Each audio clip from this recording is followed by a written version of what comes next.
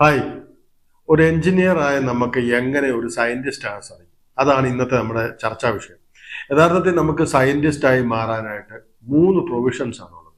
ഒന്ന് നമ്മുടെ ISR, അല്ലെങ്കിൽ ബാർക്ക്, അല്ലെങ്കിൽ DRDO. ഇങ്ങനെ 3 സ്ഥലങ്ങളിലാണ് ഒരു എഞ്ചിനീയറിന് സയന്റിസ്റ്റ് പോസ്റ്റുകളിലേക്ക് അപ്ലൈ ചെയ്യാൻ പറ്റുന്നത് ഇന്ത്യയിൽ. എന്നാൽ ഇതിനെല്ലാം മുമ്പ് തന്നെ ഞാനൊരു കാര്യം പറയട്ടെ. ഞാൻ ശരിക്കും പറഞ്ഞാൽ 2004 ഈ പറഞ്ഞ എഞ്ചിനീയറിംഗ് കണ്ണൂർ എഞ്ചിനീയറിംഗ് കോളേജിൽ കഴിഞ്ഞാണ്. അപ്പൊ അവിടുത്തെ ഹോസ്റ്റൽ, ഗവൺമെന്റ് എഞ്ചിനീയറിംഗ് കോളേജിന്റെ ഹോസ്റ്റലാകുമ്പോൾ നമുക്കറിയാമല്ലോ അതിന്റെ കഥ എങ്ങനെയാണ്. അപ്പൊ അവിടേക്ക് ഒരു ലെറ്റർ വരികയാണ്, ഒരു മാതാപിതാവിന്റെ അല്ലെങ്കിൽ പിതാവിന്റെ മകൻ അയച്ച ലെറ്ററാണ്. മകനെ നമുക്കിപ്പോ രാമു എന്ന് വിളിക്കാം. രാമുവിന്റെ അച്ഛൻ ഒരു പോസ്റ്റ്മാനാണ്. ആ അച്ഛൻ എല്ലാ ദിവസവും എല്ലായിടത്തും കൊണ്ട് ലെറ്റർ കൊടുക്കുന്നതിന് കൂടെ എല്ലാ ദിവസവും ഈ മകന് ലെറ്റർ അയക്കും. ആ അയക്കുന്ന ലെറ്ററിൽ മകനോട് പ്രത്യേകിച്ച് പറയുന്നത്, മകനെ, ഞാൻ ഈ കഷ്ടപ്പെട്ട് ഈ നടക്കുന്നതുമല്ല, നിന്നെ ഒരു സയന്റിസ്റ്റ് ആയിട്ട് എന്നും കാണണം എന്നുള്ള ആഗ്രഹത്തിലാണ് ഈ അച്ഛൻ ഈ വിയർപ്പൊഴുകി ഈ പറയുന്ന അധ്വാനിക്കുന്നെന്ന് പറയാറുണ്ട്. യഥാർത്ഥത്തിൽ ഈ ലെറ്റർ മിക്കവാറും കിട്ടാറുള്ളത് സീനിയേഴ്സിന്റെ കയ്യിലാണ്. അന്ന് മുതൽ, അല്ലെങ്കിൽ എന്നാണോ ആ ലെറ്റർ അവരുടെ കയ്യിൽ കിട്ടിയത്, അന്ന് മുതൽ ഈ രാമുവിനെ വിളിക്കുന്നത് സയന്റിസ്റ്റ് രാമു എന്നാണ്.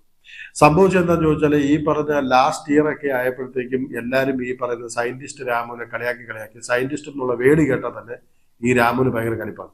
കാരണം അവൻ ഈ പറയുന്ന പോലെ, അച്ഛൻ ആഗ്രഹിച്ച പോലെ ഈ പറയുന്ന ഒരു സയന്റിസ്റ്റ് ആയിട്ട് വരാനോ, അല്ലെങ്കിൽ ഈ പറഞ്ഞ കോളേജ് പൂർത്തിയാക്കുമ്പോൾ തന്നെ ഇഷ്ടംപോലെ സപ്ലികളൊക്കെ ആയിട്ടാണ് ഈ പറഞ്ഞ രാമു പുറത്തിറങ്ങുന്നത്. എന്താണ് ഞാൻ ഈ കഥ പറയാൻ കാരണം എന്ന് വെച്ചാൽ, നമ്മുടെ ഒരു അത്രയും വലിയ ഡ്രീമിലേക്കൊക്കെ നമ്മൾ പോവുകയാണെങ്കിൽ, അല്ലെങ്കിൽ സയന്റിസ്റ്റ് എന്നുള്ള ആഗ്രഹം തന്നെ വെച്ചിരുന്നാൽ എല്ലാവർക്കും ഒന്നും അക്സെപ്റ്റബിൾ ആയിട്ടുള്ള ഒരു സിനാരിയോ അല്ല, അല്ലെങ്കിൽ ഒരു കാര്യമല്ലത്. അതിപ്പം എല്ലാ കുട്ടികളും, അല്ലെങ്കിൽ എഞ്ചിനീയറിംഗിന് വന്ന എല്ലാ കുട്ടികളും പഠിക്കാൻ വേണ്ടി തന്നെയാണോ വരുന്നതെന്ന് ചോദിച്ചാൽ I am not sure about that.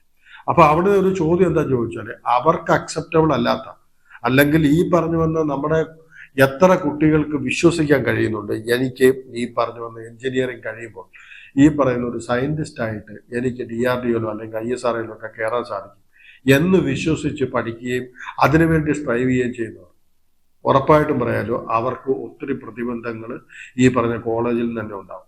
ഞാനത് പറയാൻ കാരണം, ഞാനത് കഥ ഓർത്തോണ്ട് തന്നെയാണ്. അപ്പൊ ഒരു കാര്യം ഞാൻ നിങ്ങളോട് ഉറപ്പിച്ച് പറയുന്നു, നമ്മളിപ്പോ എങ്ങനെയൊക്കെയാണ് കയറുന്നത്, അല്ലെങ്കിൽ എത്ര മാർക്കാണ് വേണ്ടതെന്നൊക്കെ നമ്മൾ സംസാരിക്കാൻ പോകുന്നത്. പക്ഷെ അതിനെല്ലാം മുമ്പ് ഒരു കാര്യം ഉറപ്പാണ്, ഈ പറയുന്ന DRDO ISRO എല്ലാം കയറണമെന്നുണ്ടെങ്കിൽ ഉറപ്പായിട്ടും അതിനൊരു പ്രത്യേക ഡിവോഷൻ ഉണ്ട്. ഈ പറഞ്ഞ എഞ്ചിനീയറിംഗ് കഴിഞ്ഞതിന് ശേഷം ഈ പറയുന്നതിന് വേണ്ടി ഒത്തിരി കഷ്ടപ്പെട്ട്, ഞാൻ എൻ്റെ ഇൻസ്റ്റിറ്റ്യൂഷൻ നമ്മുടെ ഈ പറഞ്ഞ കൂടെ വർക്ക് ചെയ്തിട്ടുള്ള 1-2 പേര് കയറി പോയിട്ടുണ്ടെന്ന് അറിയാം. അതിനുശേഷം ഒത്തിരി കഷ്ടപ്പെട്ട് വീണ്ടും എടുക്കുന്നവരുണ്ട്. ഞാൻ ഇവിടെ നിങ്ങളോട് ആവശ്യപ്പെടുന്നത് പറയും, കോളേജിൽ പഠിച്ചുകൊണ്ടിരിക്കുമ്പോൾ തന്നെ നിങ്ങൾ അതിനുവേണ്ടി സ്ട്രൈവ് ചെയ്യാൻ തുടങ്ങി, definitely you can pass this examination, these 3 examination. പക്ഷെ ഇതിനെല്ലാം ഒരു പ്രത്യേകത എന്തറിയോ, ഈ 3 സ്ഥലങ്ങളിലേക്കും സയന്റിസ്റ്റ് ആയിട്ട് കിട്ടാൻ നമുക്ക് ഗേറ്റ് തന്നെ മതിയാവും. ഗേറ്റ് എക്സാം എഴുതിയാൽ മതിയാവും. അല്ല എങ്കിൽ അവരുടെ തന്നെ CBT ഉണ്ടാവും, കമ്പ്യൂട്ടർ ബേസ്ഡ് ടെക്നിക്കൽ എക്സാംസ് ഉണ്ട്. ആ എക്സാംസിൽ നമ്മൾ ക്വാളിഫൈഡ് ആയാലും മതിയാവും.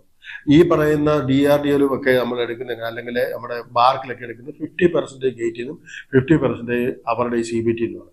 പിന്നെ അതിനുശേഷം ഇന്റർവ്യൂവും, അതിന് ഈ പറയുന്ന സയന്റിസ്റ്റ് പോസ്റ്റുകളിലേക്കൊക്കെ നിർബന്ധമായിട്ടും 65 എബോവ് മാർക്ക് ഉണ്ടായിരിക്കണമെന്നുണ്ട്, സെക്യൂർ ഉണ്ടായിരിക്കണമെന്നുണ്ട് BTech.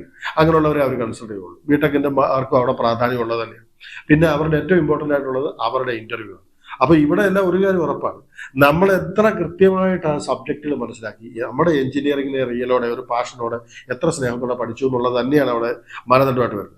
ഇനി ഞാൻ ഇതിന്റെ റാങ്കിന്റെ, അല്ലെങ്കിൽ എത്ര സ്കോർ വേണ്ടി വരും, റാങ്ക് പറയുന്നതിനേക്കാളും എല്ലാ വർഷവും വാലിഡ് ആയിട്ടുള്ളത്, അല്ലെങ്കിൽ നമ്മുടെ സ്കോർ കാർഡ് അറിയാം, അല്ലെങ്കിൽ നമ്മുടെ ഗേറ്റ് സ്കോർ കാർഡ് എന്ന് പറയുന്നത് 2 വർഷങ്ങളിലൊക്കെ, അല്ലെങ്കിൽ 2-3 വർഷങ്ങളിലേക്ക് എന്താണ് വാലിഡാണ്. അപ്പൊ ആ വാലിഡാകുന്നത് നമുക്ക് എന്താണ്, എല്ലാവരോടും കൃത്യമായിട്ട് വരുത്താൻ നമ്മൾ എപ്പോഴും വാലിഡായിട്ട് എടുക്കുന്ന സ്കോറാണ്. അപ്പൊ എത്ര സ്കോർ വേണമെന്നുള്ള നമ്മൾ ചർച്ച വരുന്നത്. അപ്പൊ യഥാർത്ഥത്തിൽ 1000-800 അടുത്ത് സ്കോർ എന്ന് പറഞ്ഞ് ഏകദേശം റാങ്ക് ആദ്യത്തെ ഒരു 500-1000 വരും. കാരണം അത് പറയാൻ കാരണം എന്താണെന്ന് വെച്ചാൽ, മേ ബി സം ടൈം എല്ലാ വർഷവും DRDO വിളിക്കണമെന്നില്ല, DRDOയിലും സീറ്റ് ഉണ്ടാകാറുണ്ട്. പക്ഷെ ഈ പറഞ്ഞ ISROയും ബാർക്കും എല്ലാ വർഷവും വിളിക്കുന്നു. അതിന്റെ പ്രിപ്പറേഷൻ വരുന്ന എപ്പോഴാണെന്നറിയോ, ഈ പറഞ്ഞ ഗേറ്റിന്റെ പ്രിപ്പറേഷൻ കഴിഞ്ഞിട്ട് 1-2 മാസം കഴിയുന്നത്, എന്ന് പറഞ്ഞാൽ ഫെബ്രുവരി കഴിഞ്ഞ് മാർച്ച് ഏപ്രിൽ ടൈമിലൊക്കെയാണ് ഈ പറയുന്ന ബാർക്കിലേക്കൊക്കെ പ്രത്യേകിച്ച് എക്സാം വരുന്നത്. അപ്പൊ ഇവിടുത്തെ സിലബസ് നോക്കിയാലും നമുക്കറിയാം, ISROയ്ക്ക് മാത്രം ഈ പറഞ്ഞ ഗേറ്റിന്റെ സിലബസിനേക്കാൾ കുറച്ചുകൂടെ വ്യത്യസ്തമായ കുറച്ച് പോർഷനോടെ വരുന്നുണ്ട്. പക്ഷെ എന്നാൽ ഈ പറയുന്ന ബാർക്കിനും DRDOയ്ക്കും എല്ലാം സെയിം സിലബസ് തന്നെയാണ് വരുന്നത്.